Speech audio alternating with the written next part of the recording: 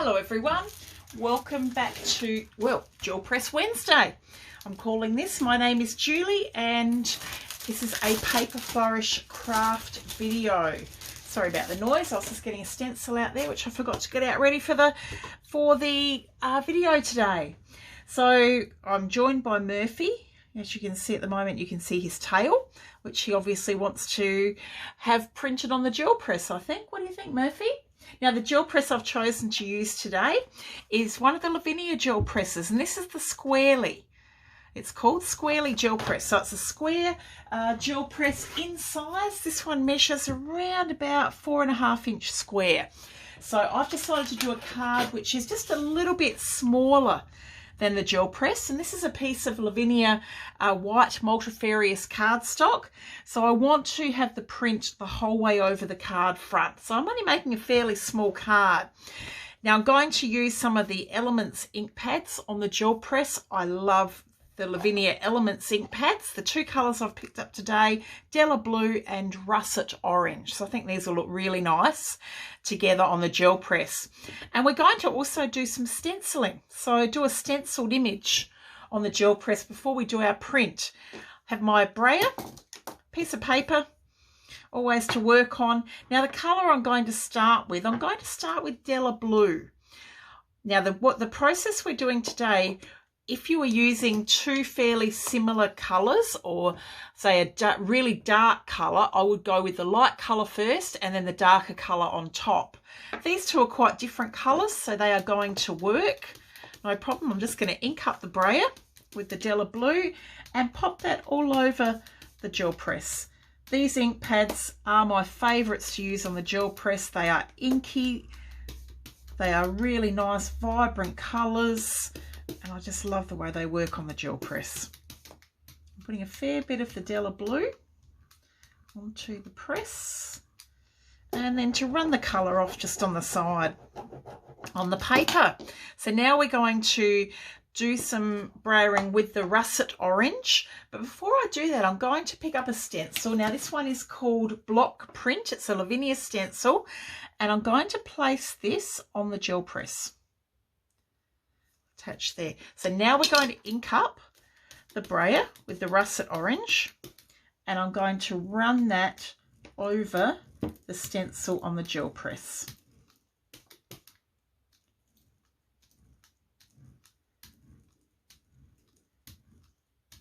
There we are. Back to the side. Once you're finished with your brayer for the day, I find a really good way to clean it off. Get yourself a baby wipe. Hopefully you can see this, and just run it on the baby wipe, and that'll take off all the excess ink. See how much has come off on there? So a quick way to clean up your gel press. Sorry, your brayer. Now I'm going to remove the stencil from the gel press.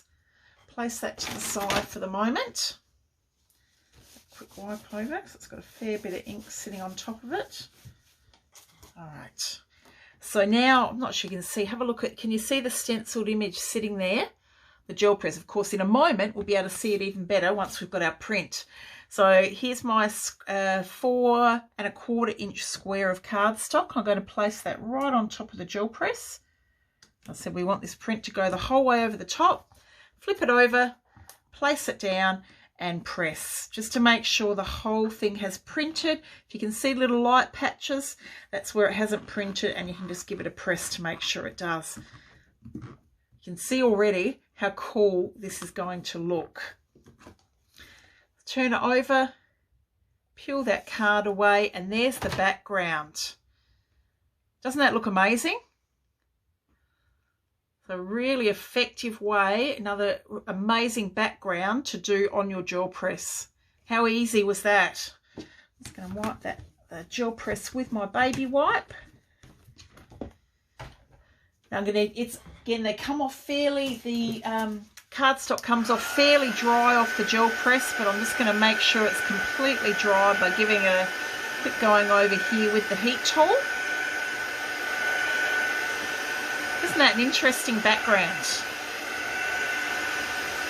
Now, I'm not sure if you've guessed yet, but I'm actually making a mail card here. Mail birthday card. That should do it. Okay. kind of like it just like that. But we are going to do an embossed image on here and a sentiment, just a simple card, because to me the background absolutely makes this. Now I picked up a visible image stamp, the background vision stamp, and I really like this one here. It's going to fit nicely on the side of the card. It's just a collection of letters, and I thought it would look really amazing just sitting around about here on the card. So I'm going to do this in my stamp press. I'm going to ink it up with the Versamark Embossing Ink Pad, and then emboss it. And I'm thinking of embossing it in a distress embossing glaze, and I've picked up Uncharted Mariner. No idea what it's going to look like, but we're going to find out. Antistatic Pad. I put it right on top of my Versamark ink pad so that I didn't forget it this time. I'm very good at forgetting to do it. Rub it over there, and that way we're only going to have embossing powder sticking to where the image is stamped. Let's place this down just on the side of the card. Picking it up. Whoop. Let's position that back in. All right, now I'm going to get a piece of white paper, just photocopy paper. I'm going to crease that down the middle, all ready for when I'm ready to pop the embossing powder on. Versamark ink pad, the clear embossing ink pad. Let's ink up the stamp. Okay, let's give that a press.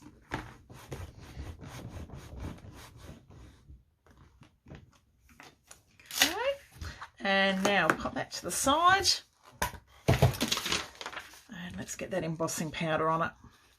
This is the Distress Embossing Glaze Uncharted Mariner. Ooh, that's pretty cool.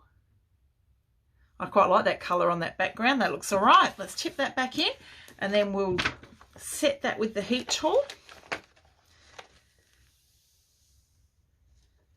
Distressed Embossing Glaze. It works like an embossing powder. It just doesn't give you quite as solid an image. You get a bit more of a distressed image with it. I thought that would work on this card. Okay, so let's bring in the heat tool and let the magic happen.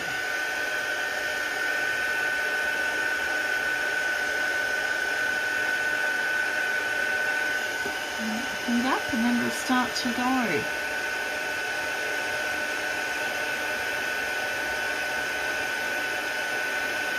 There we are. It takes a little bit to start, and then off we go. All right, so that's now set. Now if I hold that up to the light, can you see it's got the lovely shine of an embossing powder, but it's not quite a solid coverage. So it gives you sort of a little bit of a distressed look. It's quite cool. Hopefully you can see that. I'm just going to stand up and have a look. There we are. It looks really nice on that card. So now we're going to add a sentiment to the card, and that's probably all I'm going to pop on there. I think that's enough. I did have out the go-to words, and this is another visible image stamp set, the go-to words. It does have a happy birthday in here. It also has best wishes, so let's see what's going to fit on the card. I think I might just be able to sneak the happy birthday in down the bottom there. Yeah, I think I'm going to do it like that. And that way we've got a fair bit of the background showing to show off all that lovely print from the gel press. I've just picked up Get Well Soon. That's probably not quite what we're after, unless you all wanted to make a Get Well Soon card, and then it will be perfect. So let's try happy birthday. Going to ink this up. I think I'm just going to do it in the black. Let's do it in Nocturne Versafine Clair.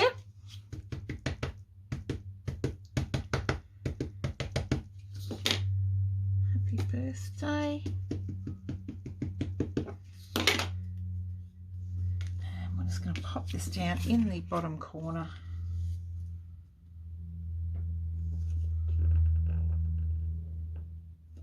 Here we are, card done. So something different on the gel press today. Play around with your stencils, your ink pads, different colour combinations. And as I said, just remember, if you are doing a dark colour and a light colour, do your light colour first, stencil down, and then run the dark colour over the top. Have a wonderful day, everyone. Thanks so much for watching. Bye.